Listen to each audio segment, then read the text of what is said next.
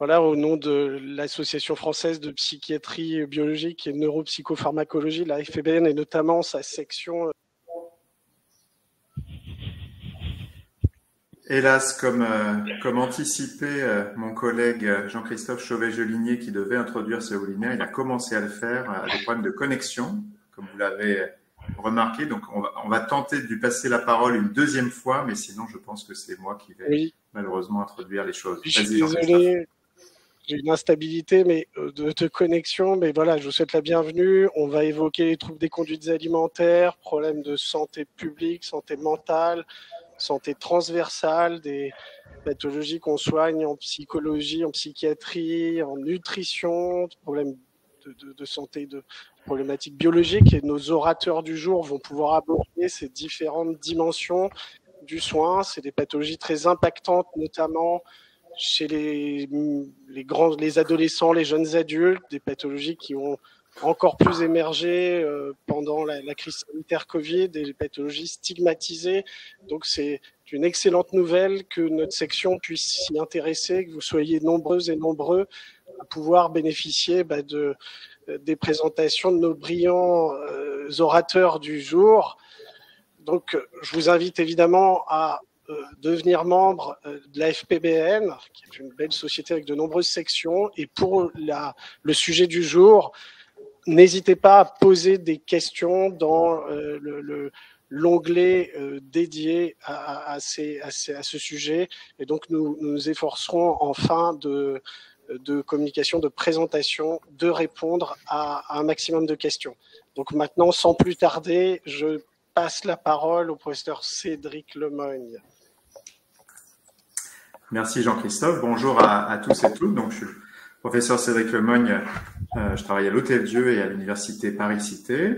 Je suis très heureux de vous retrouver pour ce webinaire. Donc, effectivement, les questions que vous aurez, pensez bien à utiliser le module questions-réponses qui se trouve en bas à droite de votre écran et pas le chat, vraiment le module questions. Et je vais donc passer la parole à notre premier orateur, qui est le docteur Philibert Durier. Philibert Durier est psychiatre à la clinique des maladies mentales et de l'encéphale au sein de l'hôpital Sainte-Anne à Paris et maître de conférences des universités à l'université Paris-Cité. Et il va nous parler d'innovation thérapeutique. Alors, la plupart des topos aujourd'hui ont trait avec l'innovation thérapeutique, mais plus spécifiquement de la modulation médicamenteuse et électrique du striatum. Philibert, c'est à toi. Merci Cédric. Bonjour à tous. Et rapidement, donc en 15 minutes sur ce sujet potentiellement très vague, donc j'ai pas de conflit d'intérêt à déclarer en lien avec ce topo.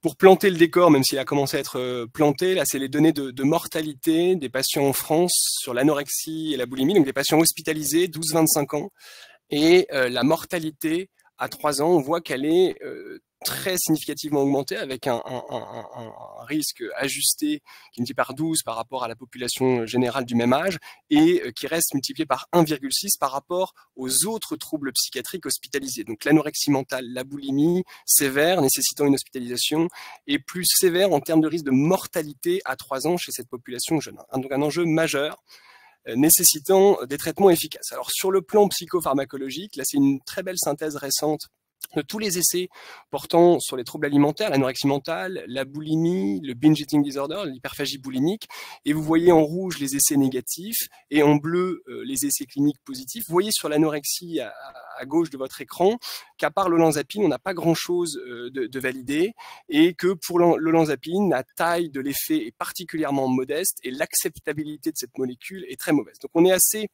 démunis en termes psychopharmacologiques usuels dans le champ de la santé mentale.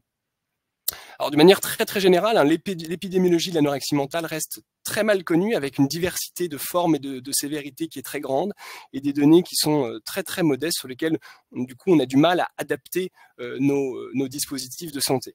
Il y a une problématique générale de difficulté d'accès à des soins spécialisés, des prises en charge qui sont souvent qui souffrent de niveaux de preuve relativement faibles, et des problématiques d'organisation historique, d'organisation des soins qui vont à l'encontre et contre l'intérêt des patients avec une dichotomie somatique versus psychiatrique pour des maladies qui sont intègre ces deux dimensions en une seule, cette question de la transition avec une médiane de début des troubles qui est autour de 18 ans, donc en plein dans la transition entre nos services de pédopsychiatrie, de médecine de l'adolescent et d'adulte, et puis l'absence de financement dédié, quasi absence de financement dédié sur cette thématique. Alors, globalement, tout a été testé en termes de traitement psychiatrique classique. On bénéficie quand même actuellement de pistes intéressantes sur des traitements qui se développent, notamment dans le champ des troubles de l'humeur, avec la psilocybine, avec l'eskétamine. Mais on nourrit quand même l'espoir qu'il existe un pipeline caché qui est caché aux cliniciens, en tout cas qui nécessite un peu d'effort pour aller le chercher, qui est issu de la physiopathologie, qui est issu de la recherche préclinique et éventuellement issu d'autres champs de la médecine. Alors, pour comprendre l'innovation, il faut peut-être partir d'un modèle explicatif forcément très simple, voire simpliste, mais qui est très utilisé pour appuyer notre réflexion physiopathologique. Il y a le modèle centré sur la récompense, qui est un modèle assez classique, qui part d'une vulnérabilité génétique, notamment génétique métabolique, de profil cognitif, d'endophénotype cognitif, qui susceptibilise le patient de développer le changement de comportement, quel qu'il soit, dans son facteur déclenchant, qui va engendrer quelque chose de récompensant du côté du plaisir ou du soulagement d'éléments négatifs, d'affects négatifs chez le sujet, et notamment, pour faire extrêmement simpliste, mais via la stimulation dopaminergique, entraîner une répétition de ce comportement récompensant. Un autre modèle qui est plutôt dominant actuellement, c'est le modèle centré sur les rituels, les habits en anglais, qui s'oppose pas au modèle centré sur la récompense, mais le complète. Dans cette logique que les patients, souvent quand on les rencontre en termes de soins, ne sont plus du tout dans quelque chose de l'ordre de la récompense, la plupart du temps, sont dans quelque chose de très compulsif, de très ritualisé. Et ça, et je vais vous présenter quelques données, on a un certain nombre d'informations qui nous disent que c'est une bascule du striatum ventral, système de récompense pour faire particulièrement simple, jusqu'au striatum dorsal, les rituels, la compulsion et les habitudes. Alors nous avons un grand nombre d'études dans d'autres pathologies qui mettent en avant cette compulsivité, cette compulsion comme une dimension clé pour comprendre la répétition d'un comportement. C'est le cas dans les addictions, dans le trouble obsessionnel compulsif, dans une certaine mesure dans les troubles du spectre de l'autisme et dans quelques études sur le binge eating disorder. Et on a, vous voyez ici, ces traits continus bleus montrent une hyperconnectivité et le trait discontinu pointillé, une hypoconnectivité entre, vous voyez en bas de votre écran à droite, les différentes structures du striatum ventral et dorsal, dont l'anatomie est pas si claire que ça chez l'humain, le noyau accumbens en bas, qui est la partie principale du striatum ventral, et le caudé putamen, qui forme en partie le striatum dorsal. Et vous voyez des modifications de volume sur les structures, et notamment le putamen, très impliqué dans la répétition compulsive, et c'est le petit graphique au milieu, dans les addictions, le TOC, et qui est, vous voyez, comparativement à gauche par rapport au sujet sain, sujet contrôle. Alors, dans l'anorexie, on a un certain nombre de données, je vais vous présenter les principales, incriminant le striatum comme structure clé de la répétition du comportement dans l'anorexie mentale. Ici, c'est une des plus importantes études en IRM fonctionnel sur les choix alimentaires entre des aliments plus gras ou peu caloriques, et on voit, comparativement à des sujets contrôle, une activation tout à fait différenciée du striatum ventral et du striatum dorsal sur cette très belle étude américaine. Étude qui a été répliquée, et puis on voit en plus en termes de connectivité de cette structure qu'il y a une connectivité particulière entre certaines régions du striatum et le cortex préfrontal, et cette hyperconnectivité va être explicative de la restriction directement dans un design sur cette étude très élégant où après l'IRM était proposé un repas aux patients, et il y a vraiment une liaison très forte qui a été répliquée dans d'autres équipes par la suite. La question aussi du striatum ventral et du côté récompense a été approchée dans différentes études, notamment cette grande étude qui montrait l'effet récompensant, en tout cas une hyperactivation striatale qui différencie les patients anorexiques des patients des sujets contrôle, concernant les silhouettes en état de maigreur, avec une suractivation du striatum et notamment du noyau accumbens, qui a été répliquée selon d'autres modalités par la suite. On a d'autres études récentes sur le plan méthodologique qui incriminent une hypoconnectivité entre le noyau codé et le cortex préfrontal, une hyperconnectivité entre le noyau accumbens et le cortex préfrontal, mais aussi des structures très importantes pour nous qui sont l'intégration des signaux interoceptifs, avec notamment une hyperconnectivité entre le noyau accumbens, striatum ventral, et l'insula. On a des données aussi très intéressantes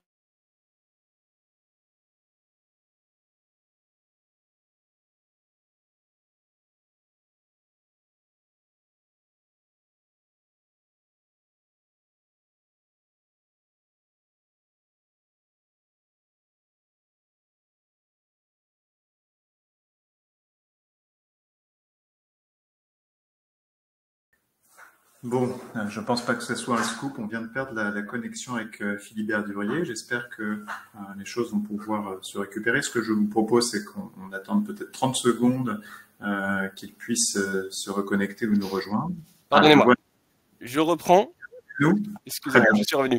Donc, sur l'implication du noyau accumbens dans le métabolisme glucidique, attendez, hop, voilà.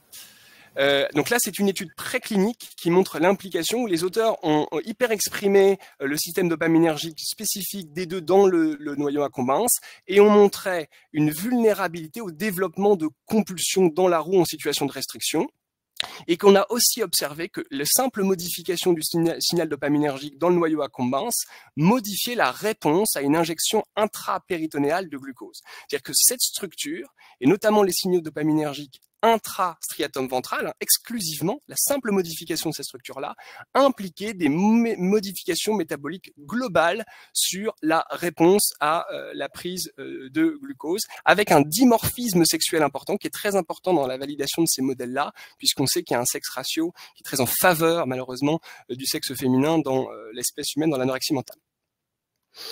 Alors, la question, c'est est-ce qu'on peut intervenir sur ces structures, et notamment sur le striatum? Alors, on connaît toute la littérature sur la stimulation cérébrale non invasive, et notamment la TMS, qui a été testée avec plutôt des résultats quand même relativement décevants et négatifs. C'est une revue qu'on avait fait en lien avec le professeur Sébastien Guillaume. Et puis, on peut aussi aller viser en stimulation neuromodulée des structures profondes. Ça a été testé depuis les années 2010 avec les premières publications, les premiers patients implantés, avec des structures qui sont soit venues du TOC, ça a été le cas du noyau accumbens ou de la capsule interne ou de la dépression résistante. Donc, on peut atteindre ces structures et les neuromoduler.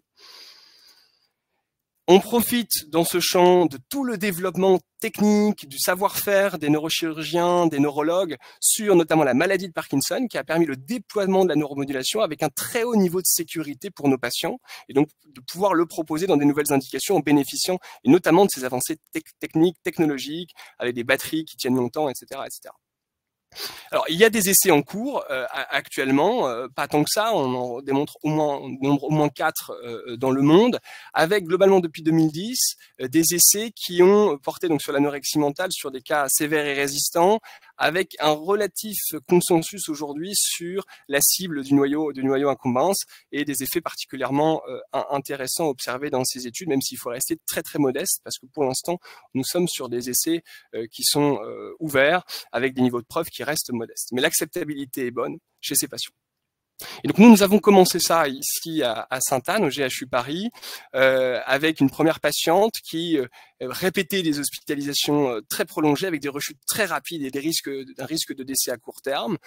On a pu proposer ce traitement en partenariat avec les équipes de neurochirurgie ici à Sainte-Anne, et on a évidemment dans la foulée, avec des résultats très intéressants initiaux, puis développement interventionnel aujourd'hui qui est en cours de recrutement. Nous avons déjà 7 patients inclus. Donc c'est une piste thérapeutique qui est ouverte aujourd'hui pour les patients. Alors, avec beaucoup de questions, hein, qui sont les patients éligibles, quelle est la cible idéale, qui reste une question ouverte, et surtout ce qui est très difficile quand on se retrouve derrière les manettes, c'est quels sont les réglages optimaux, donc avec une nécessité de données notamment précliniques pour trouver les bons réglages de la bonne neuromodulation.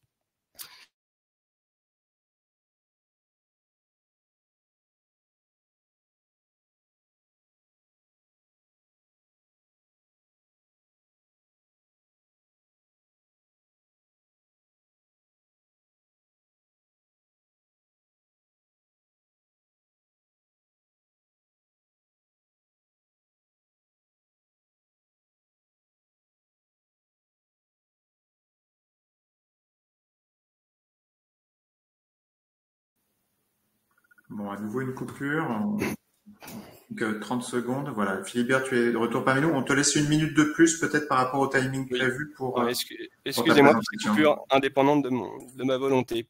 Donc, les techniques non invasives qui se développent, qui sont un très grand espoir pour nos patients et nous, cliniciens et chercheurs. Alors, pour revenir à cette compulsivité, on peut se positionner à un autre niveau, qui sera un niveau plus moléculaire ou un niveau accessible d'un point de vue médicamenteux. On travaille depuis quelques années maintenant avec le professeur Salah Messikawi, les professeurs Stéphanie Demas, le docteur Mathieu Favier, sur des modèles précliniques.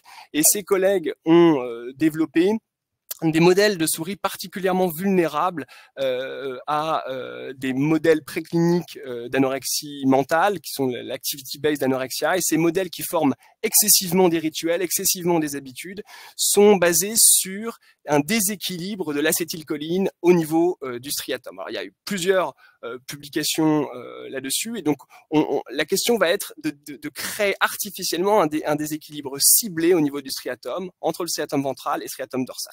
Avec une complexité sur ces interneurones cholinergiques, c'est qu'ils utilisent deux neurotransmetteurs, l'acétylcholine et le glutamate, et ce sont de grands modulateurs de l'activité dopaminergique, très impliqués dans la formation des rituels et des habitudes.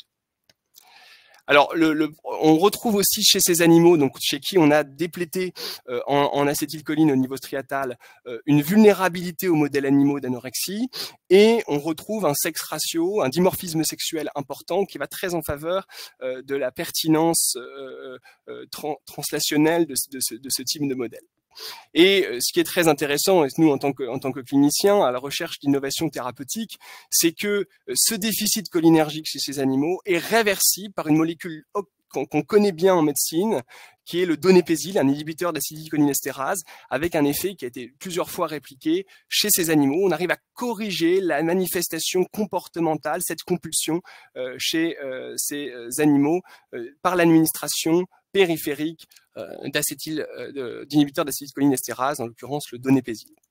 Ça a été répliqué et ça a été publié là dans cette nouvelle collaboration dimanche dernier, un nouveau papier. Cette fois-ci donc avec le même type d'idée, c'est-à-dire de créer un déséquilibre au niveau du striatum, d'aller voir la formation de rituels et d'habitudes, et de nouveau en passant cette fois sur donc les mêmes interneurones et sur la voie glutamatergique, de nouveau l'effet du donépésil, la modulation de l'acétylcholine au niveau striatal et au niveau systémique, modifie et augmente considérablement la survie en diminuant la compulsivité chez les animaux. C'est une publication très, très intéressante.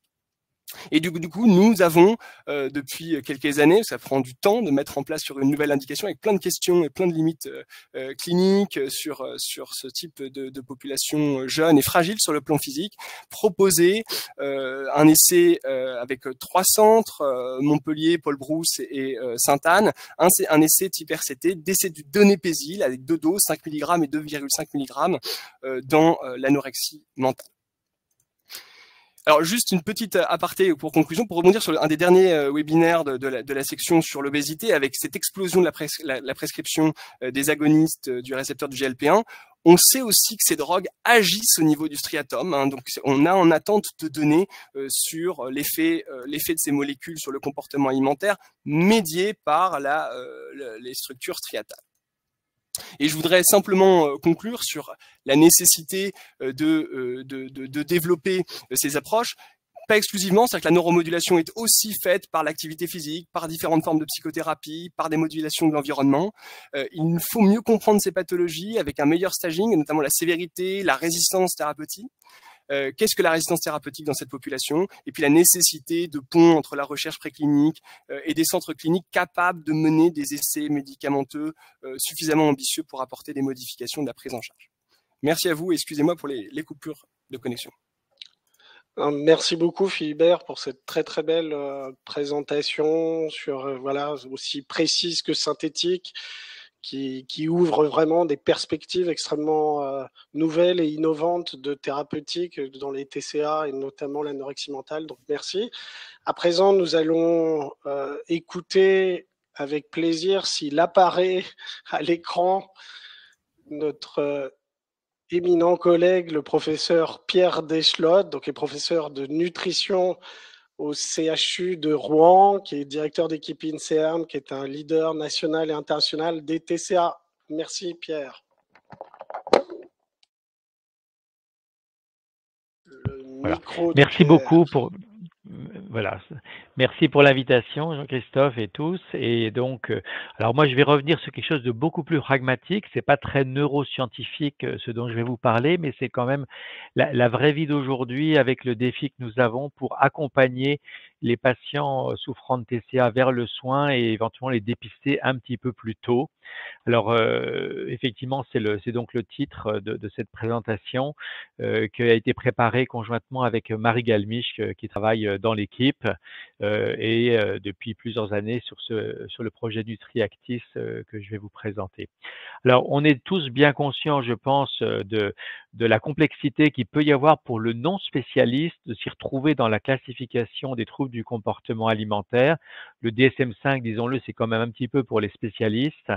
Et donc, l'approche des catégories larges qui a été développée par les collègues australiens il y a quelques années, je trouve assez commode pour le soin primaire, puisque finalement, on raisonne par phénotype clinique. À gauche, la dénutrition, avec comme chef de file des TCA restrictifs, bien sûr l'anorexie mentale, alors qu'elle soit typique ou atypique, et puis ces nouveaux TCA, ces ARFID, ces troubles restrictifs qu'on négligeait beaucoup, qu'on ne savait pas trop où mettre jusqu'à une période récente. Au milieu, nous savons bien que dans la boulimie, qu'elle soit typique ou atypique, l'IMC est normal et donc on peut passer à côté. Donc c'est la catégorie large des troubles boulimiques. Et puis à droite, en bleu, qui représente assez bien le fait que ce sont les TCA les plus fréquents, on va retrouver les troubles compulsifs, notamment le fameux BED, l'hyperphagie boulimique typique, mais aussi surtout les hyperphagies atypiques, l'hyperphagie nocturne et toutes les variantes de compulsivité. Et donc clairement, si on se positionne dans une approche plutôt soins primaires, dépistage pour le non spécialiste, je pense que l'approche des catégories larges est tout à fait suffisante et parle mieux aux cliniciens qu'une approche diagnostique trop syndromique. Alors, nous savons tous que ça a explosé, Jean-Christophe l'a dit tout à l'heure dans son introduction, que ce soit le phénotype surpoids, obésité au niveau français ou au niveau mondial, et malheureusement aussi la prévalence des TCA semble bien avoir fortement augmenté ces dernières années. On l'avait récapitulé dans la revue générale de Marie Galmiche en 2019, aussi bien au niveau mondial qu'au niveau français, où on peut penser qu'environ 13% de la population générale a un TCA plus ou moins sévère d'un type ou d'un autre. Et on va voir dans un instant des chiffres sur les jeunes, la population étudiante, les 18-25 ans, qui sont hélas encore beaucoup plus touchés. Alors effectivement, augmentation forte au cours des 15 dernières années des TCA au niveau mondial. Sur la partie gauche, c'est l'augmentation des formes typiques DSM-4 à l'époque. Vous voyez qu'il y avait doublé entre le début des années 2000 et les années 2015. Et puis à droite, nous avons les toutes dernières données de nos études répétées sur la population étudiante qui nous montrent que malheureusement, entre 2021 et 2023, ce sont les groupes d'histogrammes sur la droite pour les femmes à gauche et les hommes à droite, nous avons voyé cette explosion de TCA en post-Covid qui malheureusement ne semble pas rediminuer en 2023 d'après nos toutes dernières données. Donc, on a une problématique forte d'augmentation des TCA et qui certainement rend compte en bonne partie, pas seulement bien sûr, de l'augmentation forte de l'obésité que nous avons observée en France aussi ces 15 dernières années, puisqu'on sait bien que les troubles, les TCA en général et notamment les TCA compulsifs sont un grand pourvoyeur de surpoids et d'obésité.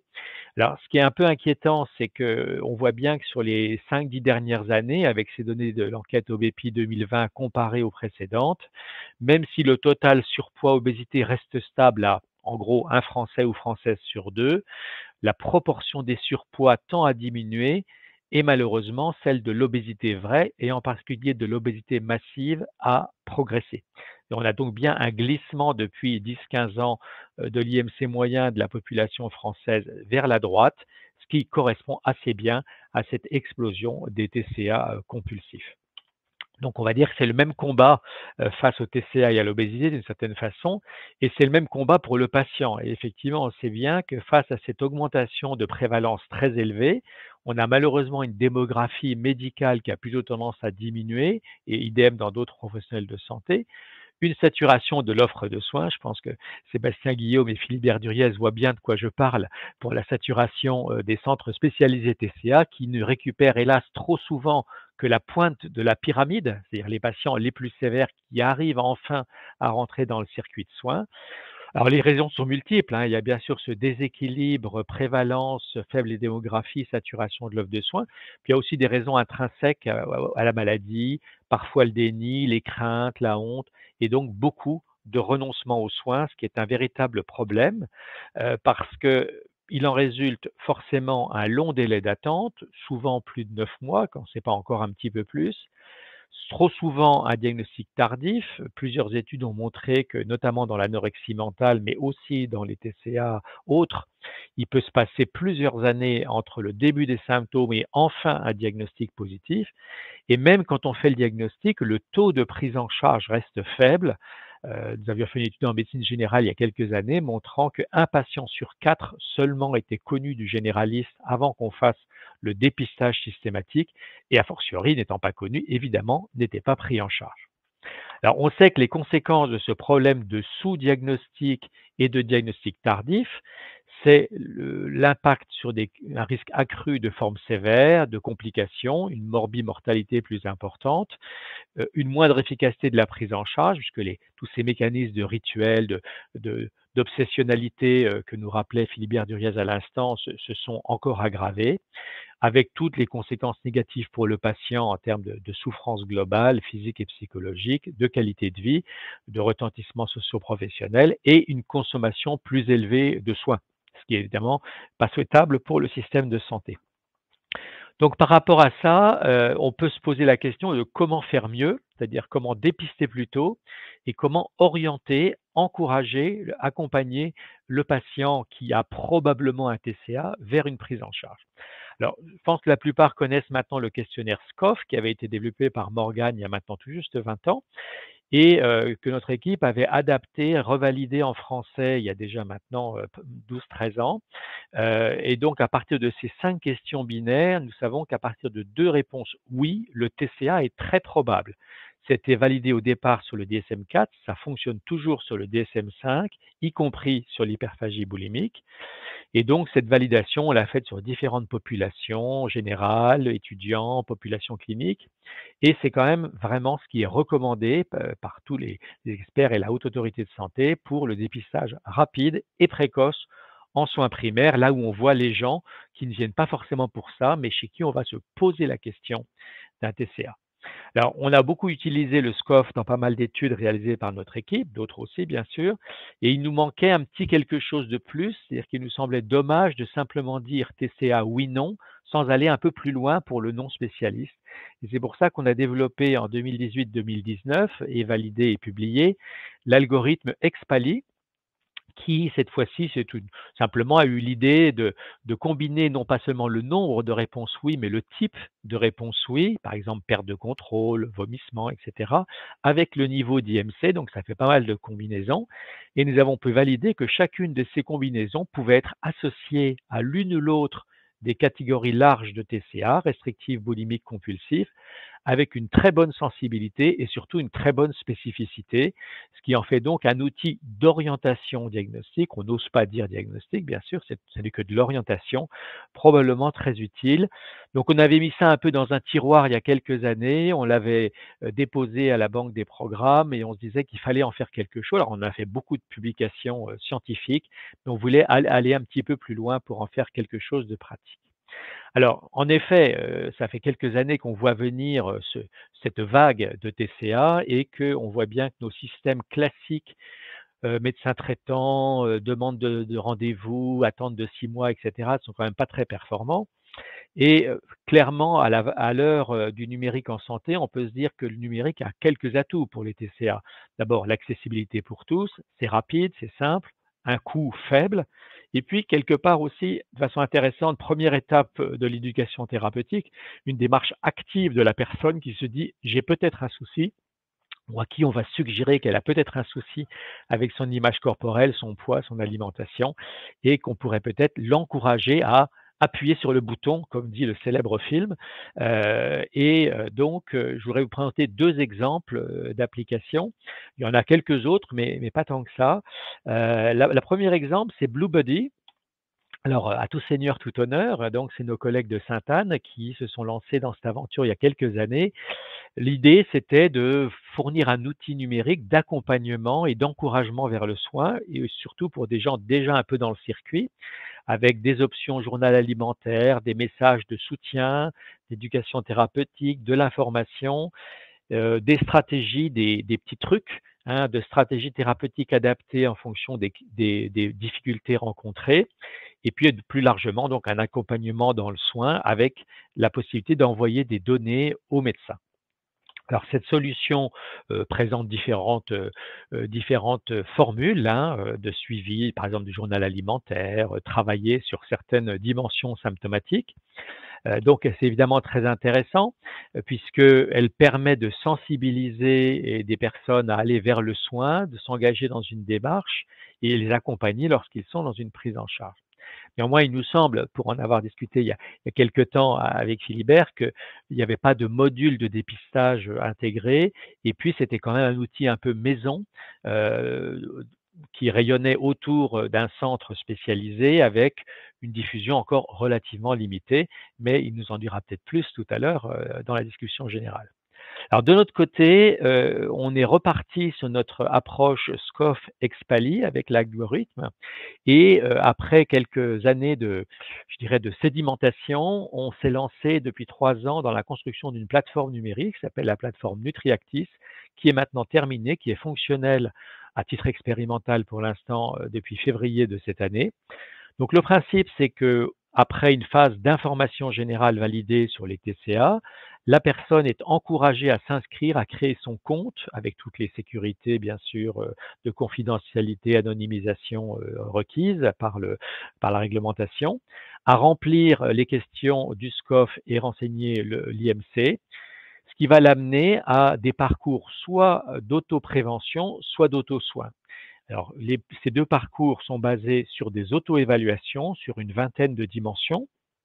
Et l'autoprévention s'adresse bien sûr aux personnes qui sont dépistées négatifs, alors que l'auto-soin va s'adresser aux personnes qui sont dépistées TCA probable. Et puis à un moment ou à un autre, en fonction d'un certain nombre de critères, on va les amener vers une visioconsultation. Alors, le principe de l'autodépistage, il est tout simple, c'est simplement indiquer son poids, sa taille, répondre aux 5 questions du SCOF sur la présence de vomissements, la perte de contrôle, la perte de poids, la dysmorphophobie et le côté très obsessionnel autour de la nourriture et de l'image corporelle. C'est très rapide et cela donne donc une orientation diagnostique forte. Et ensuite, la personne donc se voit proposer un bouquet de thématiques. Alors là, on les a regroupés dans à peu près 8 champs généraux, mais il y a plus d'une vingtaine de parcours qui permettent d'explorer à l'aide de questionnaires déjà validés de la littérature sa relation à l'alimentation, le sommeil, les addictions diverses, l'image corporelle, etc. Et après chaque auto-évaluation, la personne reçoit de façon personnalisée un feu tricolore qui signale le niveau de risque estimé. Et à partir de ce niveau de risque, est encouragé, plus ou moins fortement, selon la couleur du feu tricolore, bien sûr, à aller creuser un peu plus ce qui sont soit des facteurs de risque, soit des comorbidités, avec des modules progressifs d'apport de connaissances, d'auto-évaluation et de changements comportementaux, tout ceci étant bien sûr assez largement inspiré des données de la littérature dans le domaine des TCC, de l'auto-TCC et de différentes approches comme le Body Project, des choses comme ça. Donc nous en sommes là, nous avons débuté des études de preuve de concept et allons en débuter d'autres incessamment en médecine universitaire, en médecine générale, pour des parcours de soins innovants. Et donc, vous voyez, le cheminement de cette démarche à partir de la validation du SCOF, de l'Expali, des projets de recherche, un mécénat qui nous a été très précieux pour construire le prototype, et l'avenir maintenant est devant nous pour vérifier que tout fonctionne, et le mettre ensuite à disposition largement, avec notamment le soutien de Normandie Incubation qui a accueilli ce projet pour essayer de lui donner un avenir aussi large que possible. Voilà, je vous remercie et à tout à l'heure pour la discussion.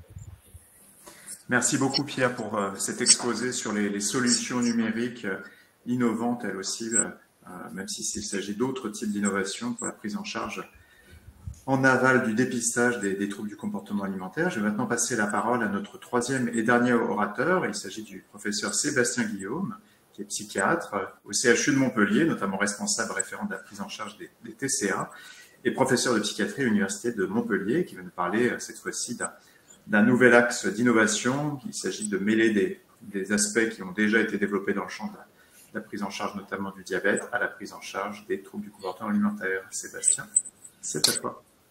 Merci Cédric, merci pour l'invitation à venir parler aujourd'hui.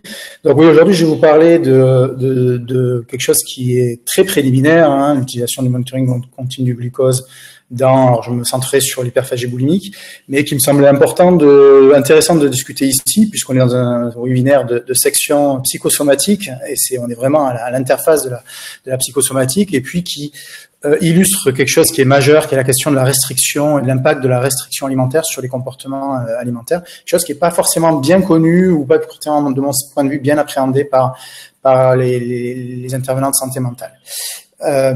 Donc, je vais pas revenir là-dessus, ça a été largement discuté, l'augmentation des TCA et notamment l'importance des troubles compulsifs et de l'hyperphagie boulimique, qui est finalement le trouble du comportement, le trouble des conduites alimentaires qu'on retrouve qui est le plus fréquent. Je vais pas, voilà, j'insiste pas là-dessus, ça a été discuté par mes collègues auparavant. Simplement, si on regarde la prise en charge de l'hyperphagie boulimique et des troubles compulsifs en général, en fait, tous les guidelines sont d'accord pour dire qu'il faut une prise en charge multidisciplinaire, à plus ou moins d'importance. Les guidelines françaises, la HAS insiste beaucoup là-dessus, un peu moins si on regarde notamment les guidelines britanniques ou australiens. Mais enfin, on parle d'une prise en charge multidisciplinaire avec grosso modo 4 axes de prise en charge qui sont 2 axes spécifiques, qu'on appelle spécifiques, les prises en charge psychothérapiques spécifiques, et notamment la TCC, et certains médicaments. Philibert Duriez a parlé rapidement tout à l'heure, notamment pour ceux qu'on a à disposition en France, certains ISRS et la fluoxétine. Et puis, vous avez 2 autres axes, notamment un axe qui est souvent, à mon avis, peu abordé, qui est la question des conseils géniodététiques. Alors, ça fait partie, on dit toujours, il faut donner des conseils géniodététiques, mais c'est quelque chose d'assez, finalement, d'assez aspécifique, et notamment dans ces conseils géniodététiques sont assez peu abordés, ce qui, de mon point de vue, est pourtant la problématique centrale dans ces troubles compulsifs, qui est la question de la restriction alimentaire et de la restriction cognitive. Qu'est-ce que la restriction cognitive? C'est cette démarche volontaire qu'ont beaucoup de nos patients de réduire les apports caloriques en s'imposant beaucoup d'obligations, beaucoup d'interdits alimentaires, avec l'idée et la croyance irrationnelle que ça va les faire maigrir. C'est ce qu'on voit dans tous les régimes restrictifs, hein. Je me restreins, je maigris, sauf qu'il y a 2 phases, une phase de contrôle par laquelle ça marche, et ça va renforcer les croyances, et puis une phase après de perte de contrôle dans laquelle vous allez avoir une reprise pondérale, vous allez avoir l'apparition de crise de boulimie, et c'est ce schéma qu'on voit en haut là où finalement la plupart de nos patients ont fait des régimes qui consultent par exemple notamment pour des problèmes de surpoids avec un TCA, ont fait des régimes toute leur vie, et ces régimes ont abouti essentiellement à aggraver le TCA et à une prise de poids.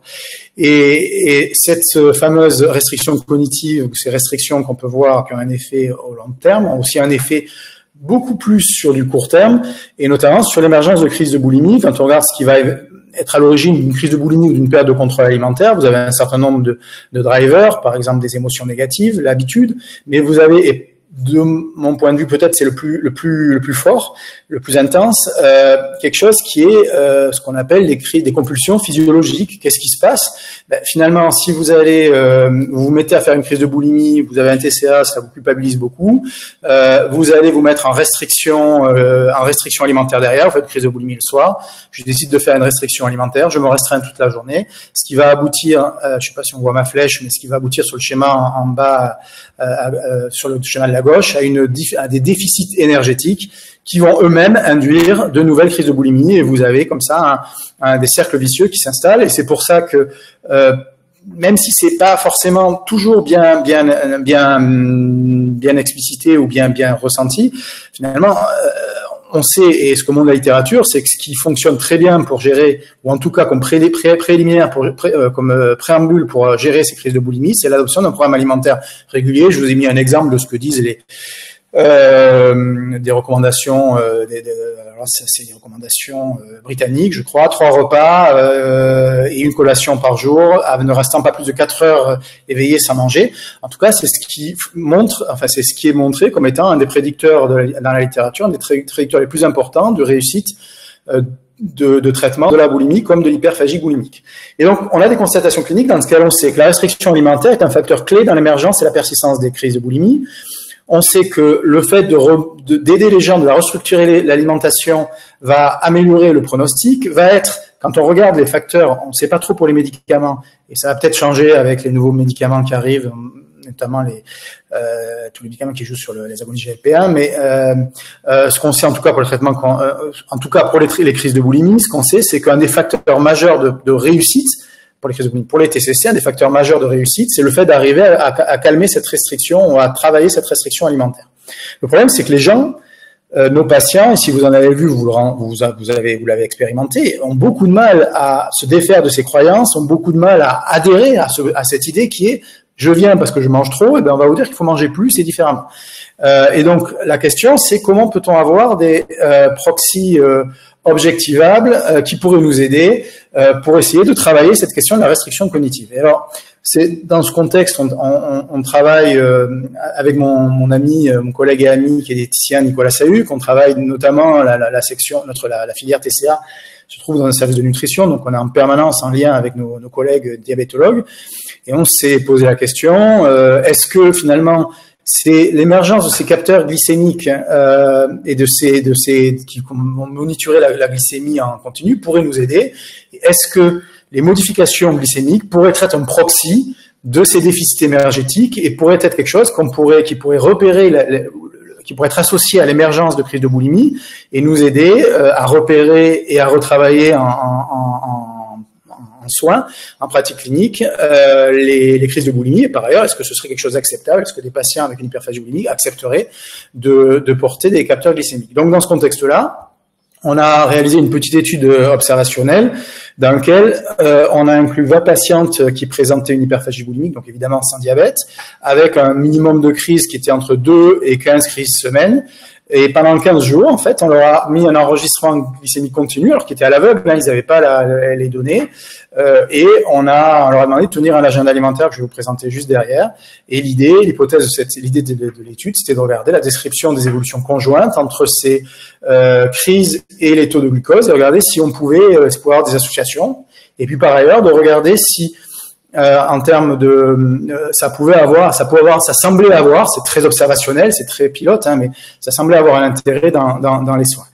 Alors là où il y a un exemple de l'agenda alimentaire qu'on utilisait, hein, donc les patients devaient remplir ce genre d'agenda jour par jour. Là, vous avez un exemple d'un jour. Vous avez en bas, ils remplissent ce qu'ils mangent, si c'est des repas, si c'est des crises, dans quel contexte tout ça se passe. Et en haut, c'est tous les contextes, tout ce qui est les ressentis émotionnels, la faim, les émotions, les envies de crise, etc. De façon à ce qu'on puisse corréler un peu tout ce qui est plutôt de l'ordre des ressentis et des fonctionnements émotionnels avec nos capteurs glycémiques et avec les prises alimentaires et l'émergence des crises. Alors, j'avais prévu quand j'ai fait ce topo qu'on aurait fini. J'avais déjà Christophe, t'inquiète pas, on aura fini les analyses. Évidemment, on n'a pas fini les analyses, donc je vais quand même vous présenter quelques résultats préliminaires et puis une étude qui a été faite entre-temps par une équipe qui a fait à peu près qui a le même constat que nous. Mais malheureusement, j'ai que des résultats très préliminaires et plutôt qualitatifs à vous présenter. Alors, qu'est-ce qu'on voit? En tout cas, en termes de faisabilité, on a une bonne faisabilité. Parmi tous les patients à qui on a proposé, il y en a que 5 qui ont refusé. Donc, ça a posé aucun problème. On a 19 patients sur 20 qui ont terminé l'étude. Donc là aussi, et 18 sur 20 qui ont réalisé, mais ça, on n'était pas surpris parce que c'est ce qu'on voit, hein, quand on insiste vraiment sur les agendas alimentaires, on sait que les patients le font. Donc, 18 agendas exploitables, pas d'événements indésirables. Ce qui était intéressant, c'est que en termes qualitatifs, on avait donc demandé à la fin de ces 15 jours, le diététicien et dans la suite de la prise en charge, utiliser en fait ces capteurs, enfin ces résultats pour essayer de faire de la motivation, travailler sur la balance décisionnelle et de sur la prise alimentaire. Et donc, en fait, je vais vous montrer ce qu'il utilisait. En fait, il utilisait en fait, on avait, pour chaque patient, on a, outre les courbes de glycémie, minute par minute, on a comme ça des comptes rendus journaliers. Et pour chaque compte rendu journalier, on mettait ce que je voyais sur cette flèche. Les flèches correspondent à des périodes où il y a des crises de boulimie. Donc, on trouve sur chaque patient, ils avaient leur compte rendu jour par jour et l'endroit où il y avait des crises de boulimie. Et là, vous aviez 3 patterns à la louche comme ça. Vous aviez, c'est qualitatif, hein, mais vous aviez 3 patterns de patients, à peu près un petit quart de patients qui avaient ce type de pattern, c'est-à-dire que vous voyez là, chaque fois que vous avez chaque fois que vous avez des modifications et des chutes glycémiques, vous avez qui suivent dans les minutes qui suivent l'émergence de crises de boulimie. Ça correspond à peu près à un petit quart des patients. Ce qui est intéressant, c'est quand on regarde le profil de ces patients, c'est ceux qui avaient le plus haut niveau de restriction des questionnaires de restriction, et c'est ceux qui étaient les plus et les périodes où vous aviez, les jours où vous aviez ça, c'était les jours où vous étiez le plus restrictif sur l'agenda, tant en termes de quantité qu'en période de temps de restriction. Et donc le diététicien reprenait ça en fait, et ce qui était dit de l'avis du diététicien, c'est très qualitatif, et dans les retours qualitatifs des patients, c'est que ça leur avait aidé à prendre conscience de ces difficultés nutritionnelles.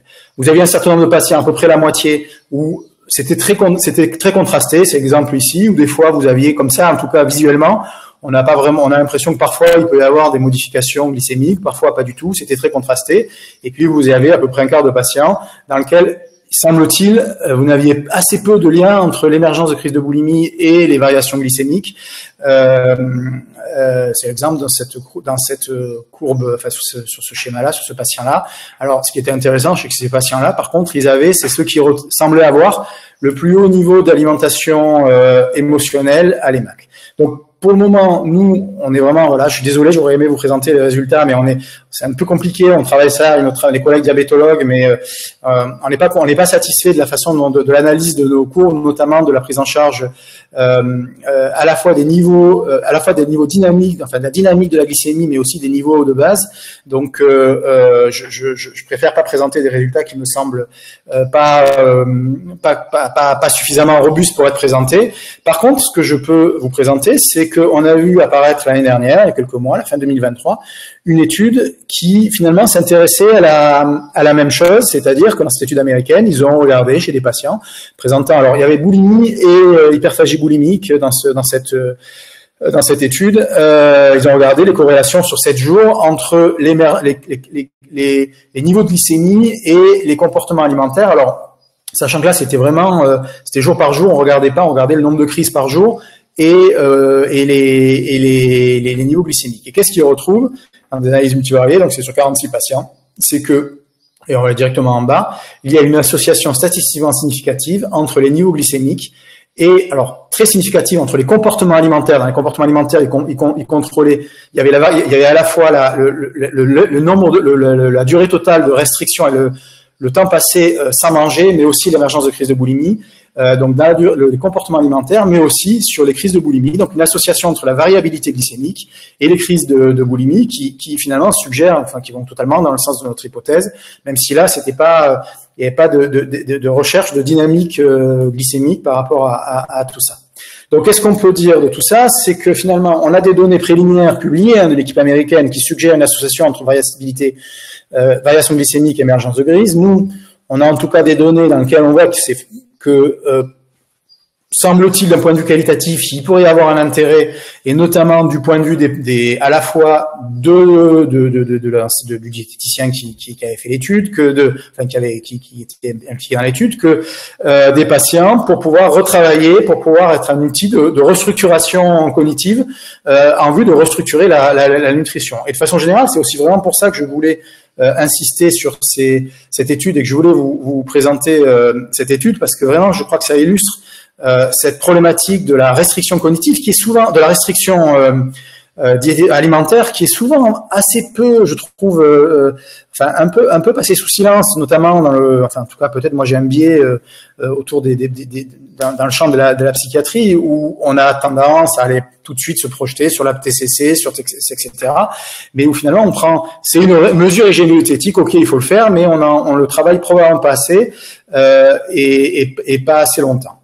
Voilà, donc monitoring continu du glucose vers un nouvel axe de prise en charge, je ne sais pas. En tout cas, quelque chose qui illustre bien la question de la psychosomatique et de l'importance des soins multidisciplinaires dans le cadre des soins d'hyperphagie boulimique. Je vous remercie. Merci beaucoup, Sébastien, pour cette belle présentation, comme tu le dis, qui correspond parfaitement à l'esprit de cette section de médecine psychosomatique sur la question de l'intégration de phénomènes somatiques et psychiques. Et souvent en psychiatrie, c'est bien ce qui manque à nos patients, c'est d'outils pour mesurer les variations de leurs difficultés, de leurs émotions, de leurs compulsions, etc. Et là, tu nous proposes une approche oui, parfaitement intégrative. Et je t'en remercie. J'en profite, je remercie nos trois orateurs qui nous ont proposé des présentations excellentes, qui ouvrent à la discussion. Je rappelle aux participants qu'ils n'hésitent pas à poser des questions sur le fil dédié, sur la section de questions, et nous nous efforcerons de les relayer. Et puis, je vais poser peut-être la première question, peut-être à Pierre, mais qui s'adresse à nos trois orateurs, sur la prévalence des TCA, la prévalence explosive des TCA, notamment au cours des 3-4 dernières années. Alors, est-ce que c'est une fausse augmentation? C'est-à-dire qu'il y a un meilleur dépistage, il y a une proportion aux patients à en parler plus facilement, ces problèmes des troubles de conduite alimentaire, ou est-ce qu'il y a une véritable augmentation et si tel est le cas, quelles hypothèses vous formulez, psychosociales, etc.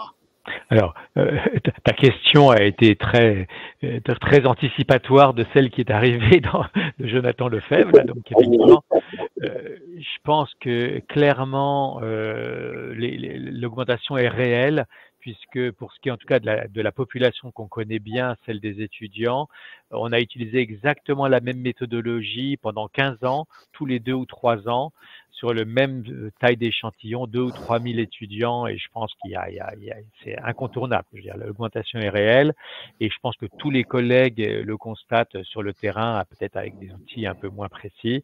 Alors là, on est dans le multifactoriel, hein, évidemment. Les gènes, eux, n'ont pas beaucoup changé, on est d'accord. L'alimentation, clairement, s'est dégradée avec l'émergence croissante de l'ultra transformé. Le stress moyen des jeunes a augmenté.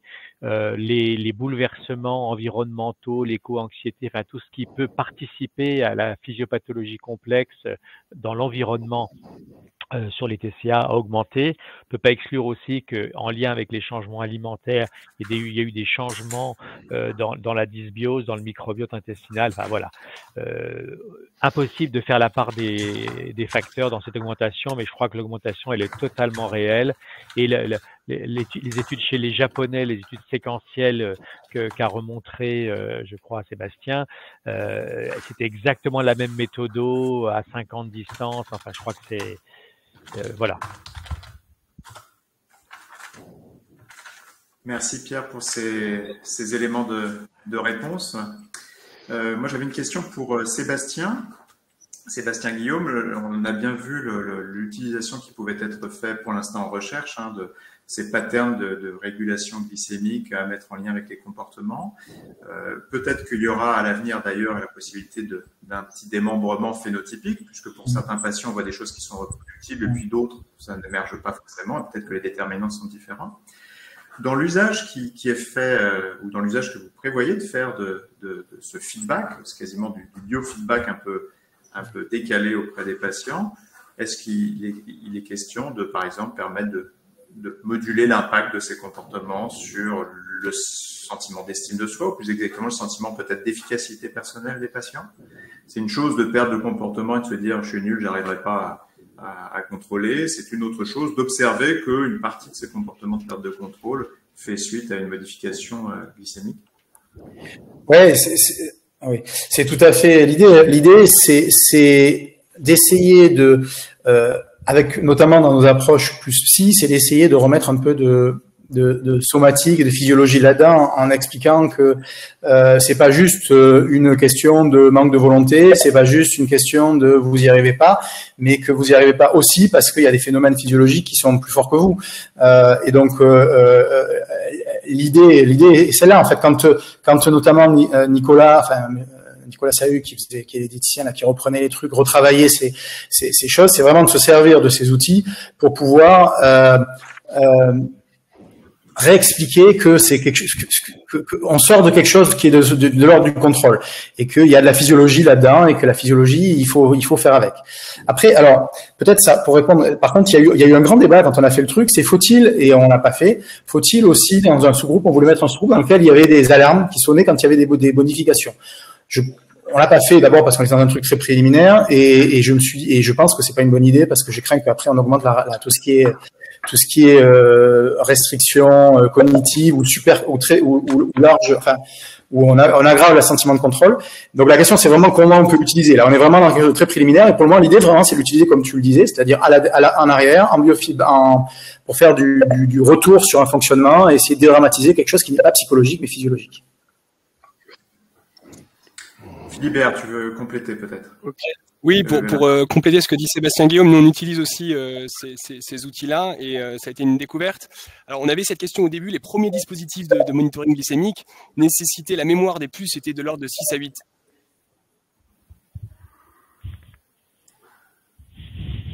On a perdu Philibert en plein milieu de la réponse.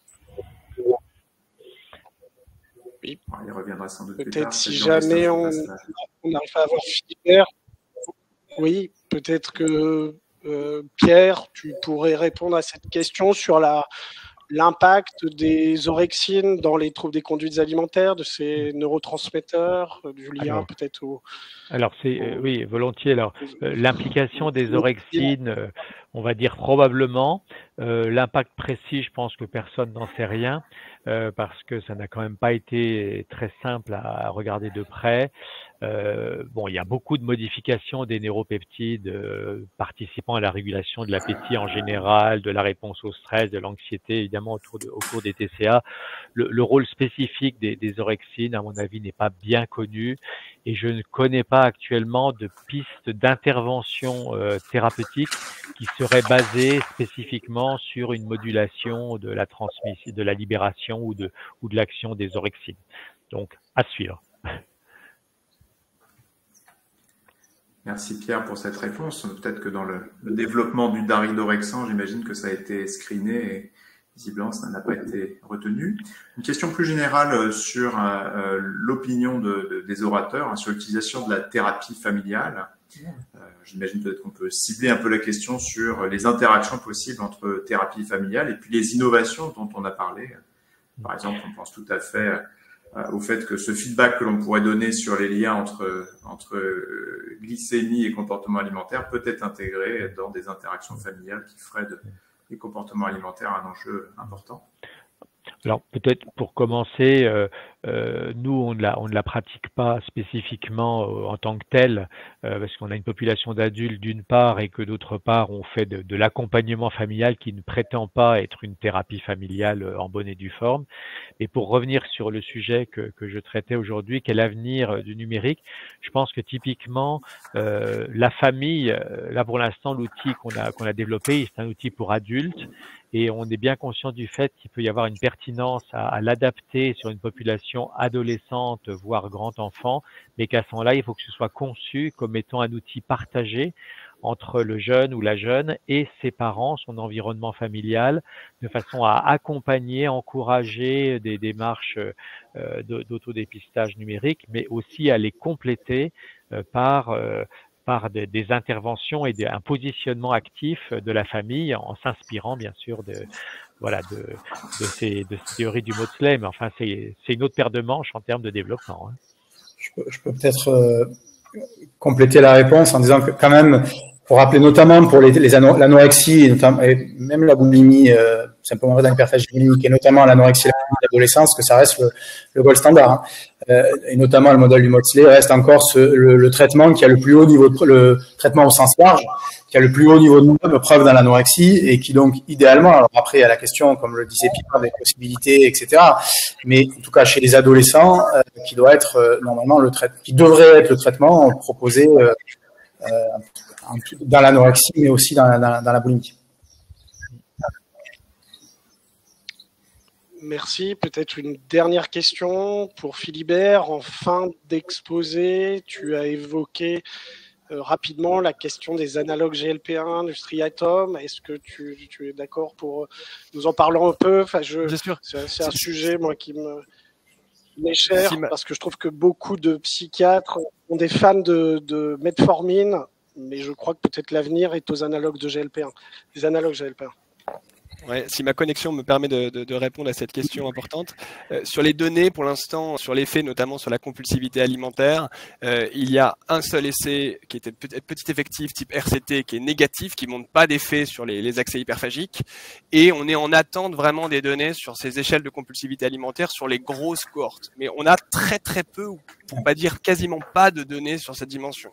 Donc répondre aujourd'hui, alors que c'est un défi quasi quotidien pour tous les personnes, et notamment les psychologues, les psychiatres qui voient ces patients qui souffrent de compulsions alimentaires en situation d'obésité, on ne peut pas répondre, mais on aura des données, je pense, vraiment dans l'année qui vient, des données très dynamiques. Et le webinaire qui avait eu lieu il y a quelques semaines, il faut le répliquer dans un an avec les nouvelles données.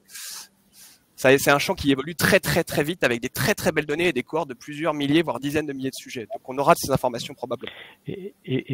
Et pour compléter par rapport à la question de Susanna sur le détournement, entre guillemets, des effets secondaires bénéfiques de l'Ozempic, il faut rappeler quand même qu'il ne faut pas aujourd'hui prescrire l'Ozempic, surtout avec sa formulation antidiabétique, chez des gens qui ne sont pas diabétiques. D'abord parce que ça prive les diabétiques de l'Ozempic, qu'on a régulièrement des ruptures de disponibilité. Et deuxièmement parce qu'à ce jour, la démonstration du bénéfice sur des patients sélectionnés spécifiquement pour leur hyperphagie n'est pas faite. Donc je pense qu'il faut rester raisonnable pour encore quelques temps. Merci Pierre pour ce complément de réponse et merci Philibert, on a pu entendre.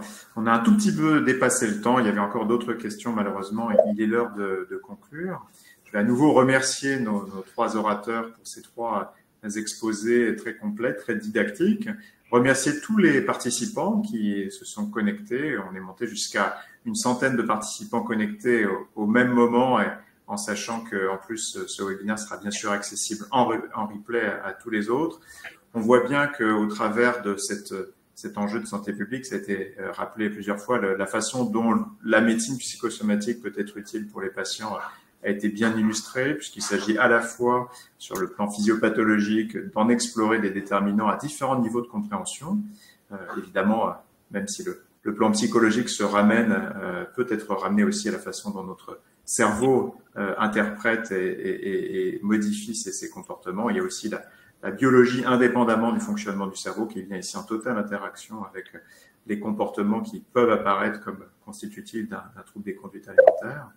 On voit aussi les boucles, les rétrocontrôles que peuvent avoir différentes données issues de la glycémie, mais ici aussi de ce que l'on peut désormais recueillir grâce aux nouveaux outils numériques et la façon dont on peut restituer aux patients, lors des interactions cliniques, leurs propres données pour améliorer encore, puisque c'est l'objectif principal des débuts de prise en charge, l'alliance thérapeutique, en se basant non pas sur ce qui viendrait de façon descendante du clinicien par rapport à la problématique apportée par le patient, mais ce qui viendrait déjà des données issues du patient, que ces données soient biologiques, psychologiques ou sociales, dont on a une vraie prise en charge biopsychosociale des troubles des conduites alimentaires. Avant de clore ce webinaire, je dois essayer, bien sûr remercier l'AFPBN et qui englobe cette section psychosomatique, la société Come to Evidence qui nous permet de l'organiser dans ces conditions techniques. Et puis annoncer le prochain webinaire de la section médecine psychosomatique qui aura lieu le 5 novembre et qui sera dédié à une thématique en lien avec la psycho-oncologie. qui est à la fois un modèle de médecine psychosomatique à part entière et puis en même temps des thématiques spécifiques. Merci beaucoup à tous et toutes pour votre participation, à nos 3 orateurs et bien sûr à tous nos participants. Et à bientôt.